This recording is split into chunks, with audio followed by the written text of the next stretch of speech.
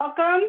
This is the third session to the Sew Along with Georgie Girl, and we're doing the Sunburst Pleated Log Cabin Quilt, and this is session 3. Session 1 and 2 have been combined in a video. For those who missed the first 2 webinars, you can go back and you can watch it on YouTube, or you can go into our private page where we have a link to the video. So let's start with session 3. I'm going to extend our webinar series one more week so everyone has a chance to get caught up. And I apologize, I have a ton of threads all over me tonight. Okay, so this is week 3 of the Sunburst Pleated Log Cabin Quilt, and we're going to talk about assembling our block behind it and some shape flex on the back of the fabric. The fabric, it helps the fabric stay stiff. That center is really important that it stays stiff as we're sewing around it. And then the batting is optional, and this is a modification that I did to the pattern. And this is just so that we can quilt the center and give it a fun little pop, because it is going to be recessed once you get all the sides around it. So this was our homework for week 1. And then last week, week 2, was to organize some of our fabrics and get these done.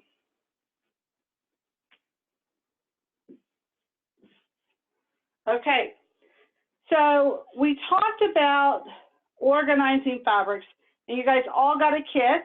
It was either the blue or the bright. Right, so you guys got a kit, and I asked you to take your fabrics and start organizing them into stacks by color and by depth. You have on the website, at the Petting Fabric website, you have a downloadable layout that we talked about last week that are suggestions for your blocks and how you can lay out your fabrics. And then we talked about what not to do. We talked about not to put the same colors next to each other because they just didn't pop. And actually, in my block, I made the mistake of doing that, so that's funny. I'm going to show that to you. And then I have a sample block. And then what you're going to get tonight is I've created these worksheets in Excel. So they look like this. So there's swatch samples, so you can write down what row you're using this swatch on. These are only for the primary base fabrics in each kit. The extra fabrics that I sent, you can just take a sample or write the color in there, and I'll give you a blank one of these. So of the 50 fabrics, I think there were 17 or 18 that were optional, and they were different for each kit. So you'll have to go in and create your swatches for those. But we didn't want this spot to be in the center twice. We also didn't want it to be on the outside frame twice, because that's the last fabric you see, and we don't want to see this many times on the blocks. So it's really important that you organize your colors. Now, I don't know if some of you guys started to cut or not. We talked about cutting, and we talked about shrinking the size of the frame because the center frame here is only 4 inches, but I still want the width to be 2.5 inches. I think it's easier at 2.5 inches. If you cut it to 2 inches, because in my instructions I said reduce everything by 1/2 inch, and I was referring to the length of the block because the length of the square is 4 inches in the center, not 4.5. But if you reduce the width of your strip to 2 inches, that's okay. What you'll do is you will adjust your fold by 1/2 inch, okay? So we'll talk about that.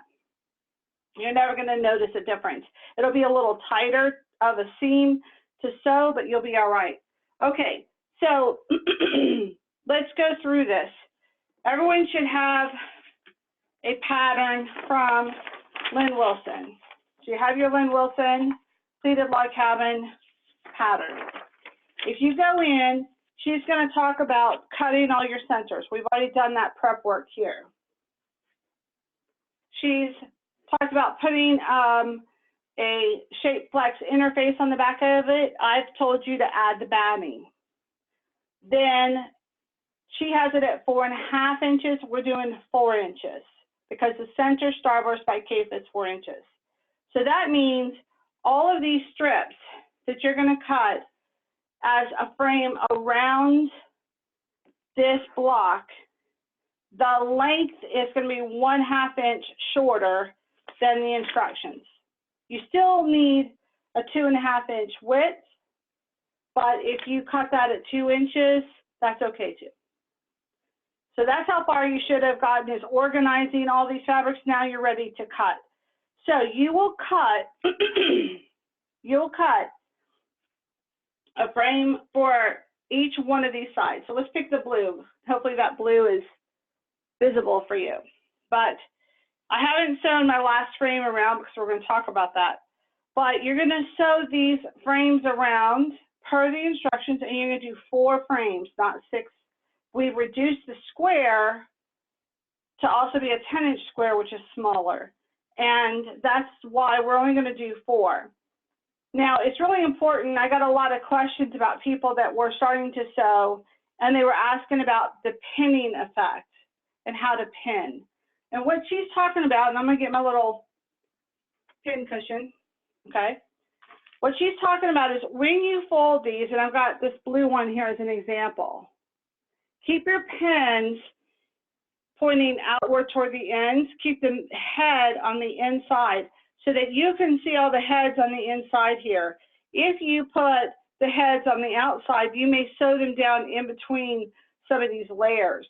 So if the heads to your pins are always on the inside of this strip, you can have them all holding it in place as you sew along this entire block. Then when you come back, it's super easy.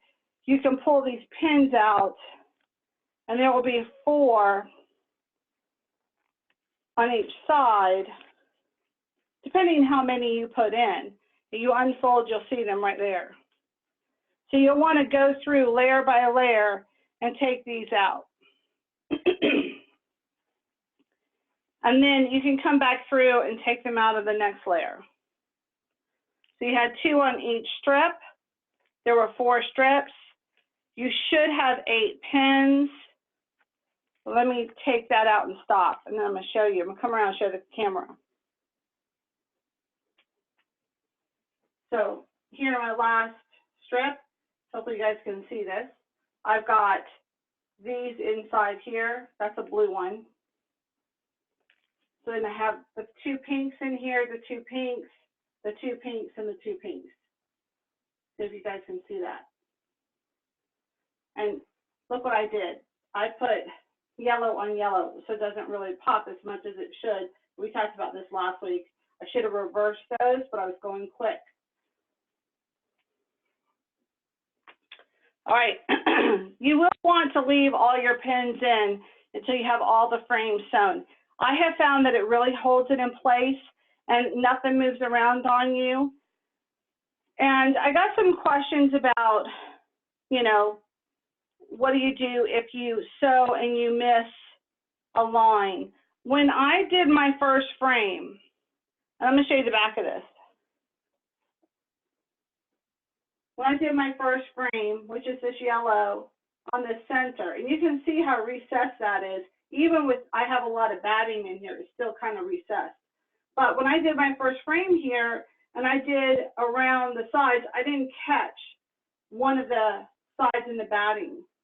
And you can see that here with this double stitch. We have that with the lighting. So see that double stitch? No one's ever going to see this side. So you come back and double stitch that and catch that. It's also hidden inside this fold. So no one will ever see that I had that double stitch. Okay, so one of the key things that we talked about in the instructions, and I want to explain this, is I got a lot of questions about measuring and how do you measure. So what you're going to do is a lot of us have this folded corner clipper tool. We have this folded corner clipper tool that we used in Cape's Mystery Quilt last year. We all kind of found it at our local quilt shop. This is a great gadget because it has a simple little 1.5 inch measuring tip. And so I was able to use this, and I was able to put it on top and double check all of my folds and then pin them down. And you want to eyeball it. You want to double check and make sure that your folds look square. If you're not good at that, that's okay. Just be consistent with your tool.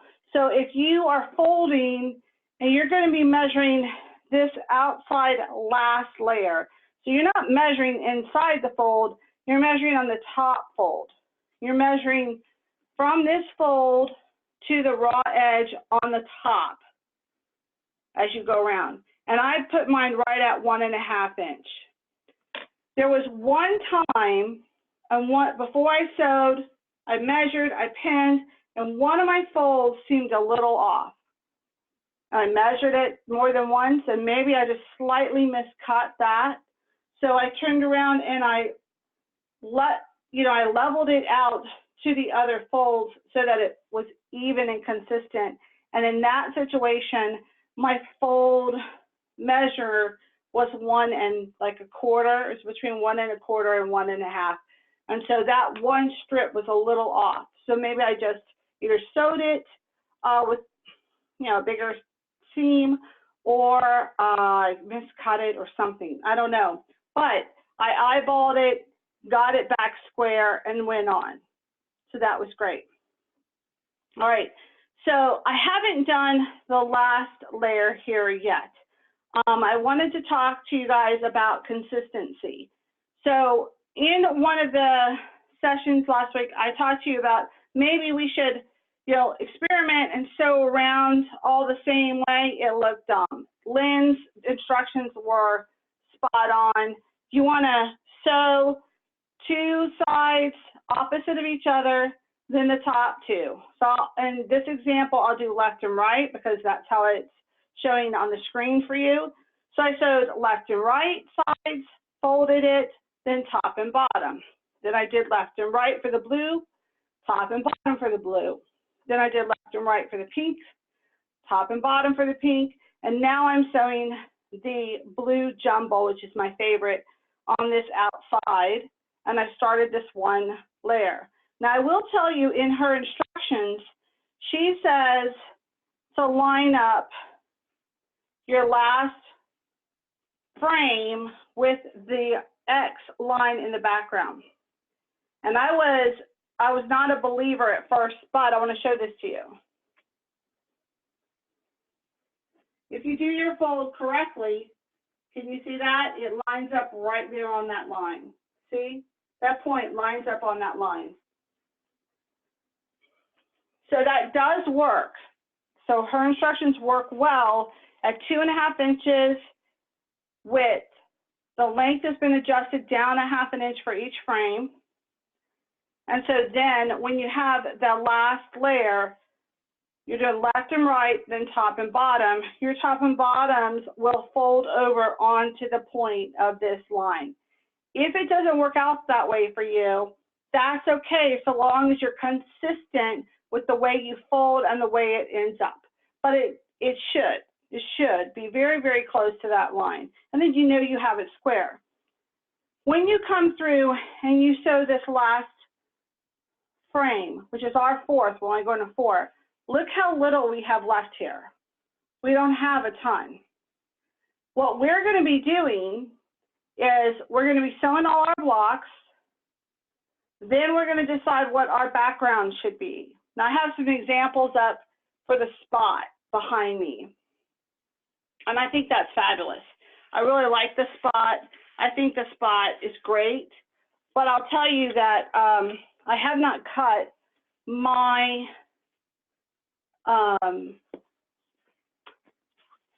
I've got Gerber Daisy on the brain, but the Guinea flower fabric, which I think is just stellar. You guys got some of this Guinea flower in your kit, and this fabric would look so amazing as the background to your quilt kit, or to the background of your quilt. So here's your, could you imagine these blocks on the back of your quilt? right there as framed backgrounds. The guinea flower would be just gorgeous. I am ordering 6 of these backgrounds, 6 bolts, which will be here next week for these guinea flowers. And this one was in Vic Cave-tastic, which I love. So that will be one of the ones. And if you guys want this background, this is what you can have. I have every member of Petting Fabric is gonna, I think I announced this in the email, but every member that was a member last year in 2018 and have continued their membership this year will get their membership back. So they're getting $30 back as a credit, and you can have that back towards a backing here if you want it, or to another kit. And so everyone's getting that coupon in that email, and you can use it to get your backing in either the guinea flower, the spot were fat quarters that we sold. So I have a few more of those left, and you could, you know, apply that credit there, or you can cut your own background. It doesn't matter. But I'm going to probably do mine in the guinea flower because I love it. The guinea flower will be, let's assume that we do a 10-inch background. So you're going to sew your blocks together. You're going to stop until next week. But I'm going to tell you what's coming up. So get all your blocks done. Then we're going to grab a background. And this is a choice you have at this point.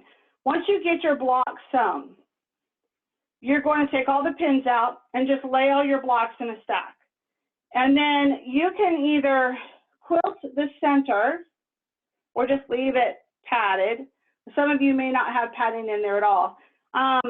We were thinking about quilting around the flower, and if you do that, you know, just make sure you can see enough of this flower. The flower in this example does cover, you know, most of that open space. So you don't see too much of that flower anyway. It's just kind of in the middle. And then if you want to, you could adjust your folds so that when you fold them over, you know, you have a 1/4 inch seam, and then you have 1.5 on top. So that's 1 3/4. So that only leaves you 3/4 inch left inside of here to be that total 2.5. But you could fold it out a little tighter and make this 2 inches. But if you do that, you've got to be consistent. It depends on, you know, how much of your flower you want to show. So I think this is great to show the full flower as long as you quilt it. If you quilt it, it's really going to give it that pop a little bit. But I wouldn't worry about quilting too much around the flower because you're not going to see too much of that. Once we get these blocks done and you're going to set them aside and you quilt this, you would either have a choice. You could quilt it now, and then you won't have an effect on the back. I would prefer that you not quilt it if you're, you know, courageous enough to do it this way. It's up to you. But next week, you're going to see my blocks sewn together here. They're going to have the back on them. We're not going to sew them on there. We're just going to attach them like this. And then we're going to use the 1 inch we have left here. And we're going to use this to sew our fronts together and French seam it back into the back and then fold it back down. So that's going to be super cool. That's how we're going to use the remaining frame of this raw space to take 2 fronts together, sew them, push them back through, and make a French seam out of that. Now, if we do that, then I've got a frame around here, and what I want to do is I want to quilt this flower through to this block. So I have a flower impression on the other side that's variegated thread is probably what I'm going to use. So that means I'm just going to be pinning back this center just enough. So hopefully you guys can see that. Just enough to quilt this flower. And then that will show through on this spot, which would be super cool to have that flower imprinted, like an imprint. The difference is you have to be cautious that if you choose to do that, and you choose to quilt this after you have the backing on it and not ahead of time, so you have that imprint here. You don't want to use a dark black and white, so that first row is one option, which you could do the whole back white and black spot or two colors, which would be cool, but then you're going to have to alternate your thread and think that through for what thread is on the front and what thread's on the back, because you'll want to see that thread showing on the black. So that's why I'm probably going to go with colored backgrounds, and I'm not going to quilt this block until I have my backings on, and I quilt and I sew 4 blocks together, and then I'll quilt the center so that I have the impression. So I hope that makes sense, okay? So that's your homework this week, is once you have all of your fabrics laid out, step 1, get your worksheets. Take the time to mark down, there's 4 lines on here, row 1, 2, 3, or 4. You're going to write down, yes, I'm using this in row 2, and then and you have numbers of reference for the centers. So you could say, I'm doing block 16, which is 16 is the center, and I'm using it in row 2. When you come back around to, let's say, block 4, if you're writing down on this same swatch that you're using it in row 2 again, you know that it's going to look weird when you get all of your quilt together and you're using the same fabric or the same row multiple times. This is your worksheet to help you. You don't have to use this, but it's a guide to help you not repeat fabrics in the same rows 1 through 4. Okay, so that's step 1. Write down and journal all your colors so you don't have repeats. Step 2 would be to cut them 2.5-inch strips wide, and then you're going to cut all of your measurements to Lynn's pattern. And because it's a proprietary pattern, I'm not going to tell you these measurements, but it gives you length. And so you're going to reduce the length, not the width, by 1/2 inch. And you're going to cut round 1, 2, 3, and 4, which I call frames or rows, 1, 2, or 3, 4. So you're going to cut only 4 frames, and then you're going to start sewing your frames together. And you're going to start in the center, frame it all the way around to your last frame, get all your last frames done, and when you do, you'll have about 1-inch clearance left right here. So you have a 1-inch clearance, and that's your homework for this week. Next week, I'm actually going to sew 2 examples, one sewn together and one French seam together, and then a block of 4, so you can see how that goes. So next week, I'll show you how to sew these together, and then we'll talk about quilting as you go, and we'll talk about the French seam, and that will be it. Then you'll be ready to sew all your blocks together and your quilt will be done. Okay, so that was pretty quick tonight, and it's pretty simple, but I want to talk about the tools that I use, because I got a question about what tools do I use. So obviously I use a lot of pins, which you guys just saw me take a lot of pins apart. So I pin all my frames as I sew. I don't take any of the pins out until I'm done. Each time I do a frame or a round for the instruction, I stop and make sure that I caught all the edges of those strips. So it doesn't matter how, if you sew a 1/4 inch, a scant 1/4 inch, an 1/8 inch, just so you're consistent with how you sew and you catch all the layer below it, because you're going to be taking this layer. So I'm going to take this apart for you. Okay, and you're going to be sewing this piece on top of the row below it. So you're going to have to catch it in the row below it. And so you want to make sure you do that. And I always double check, and I pull it up and I pull it this way, and I check and make sure that I've sewn and caught everything below it, which I line it up pretty well. The other thing that I want to tell you, which is kind of a big tip, it's kind of a pet peeve of mine, is when I showed the back of this to you, I had no loose threads. They're on my shirt. They're not on my piece of paper or on my fabric, because I cut all my threads as I go. There's nothing more that I can't stand than to have loose threads, because they will pop out at all the wrong times. So when I sew a stitch here, and then I sew the opposite side, I stop and I clip all 4 threads on the top, and I clip all 4 threads on the bottom. Then I turn around and do the other 2 strips, and I do that again. The other thing that I do is I backstitch. This is an important quilt. You're not going to be sewing a lot of pieces together to double cross stitch those corners. So backstitch these edges. Go across and off the edge if you have to, and then come back. I have a thread. So go across the edge, come all the way across the edge and backstitch and catch it. This is your chance to cross stitch and catch your ends by backstitching. There is not that chance again, so I would do that, okay? And then you're going to double check it, make sure you've got the entire edge. Then you're going to take your folded corner clipper tool or your ruler, and you're going to measure this at 1.5, and you're going to pin it.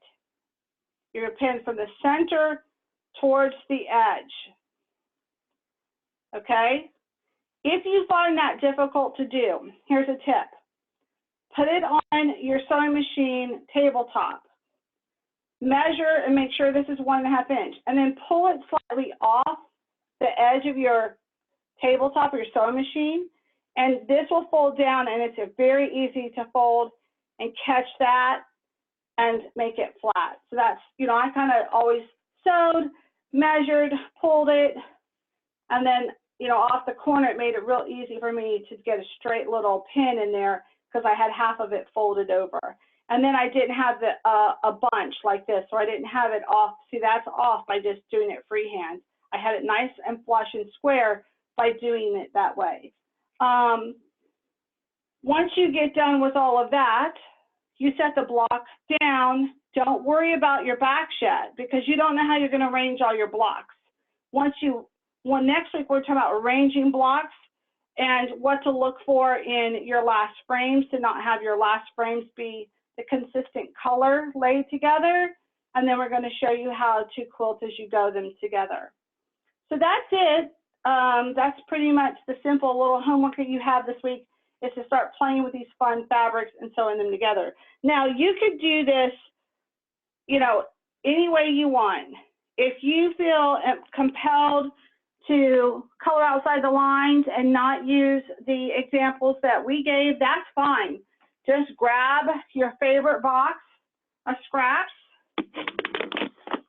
Sorry, go through all of these, you know, jelly roll strips that you didn't know what you wanted to do with, and make sure you alternate the colors to get that color depth in there. So you're welcome to do that and keep those. I keep those handy and I dig through them. And this is a great way to use those jelly roll strips. Okay, so let's see, is there any more homework? I use this. I use my folder corner clipper tool. When I did my centers, I used the Stripology Squared Mini because it has, you can see my pink lines here. Let me give you a white piece of paper so you can see it. So you can see these little pink marks here. It has a nice 4-inch square, and you can square up your squares or your centers very easily, or you can cut your batting this way. And if you cut your batting with your rotary cutter, most of you guys know this. What I do is I have my blades, I save my dull blades, and I use those for batting. So switch out your blade, or some of us have 2 rotary cutters, one for fabric and one for batting. I do that often. So I have that. And then this is the other tool that I use a lot. And then, of course, my favorite one, which I've dropped a couple times, right, which is our Creative Grid ruler.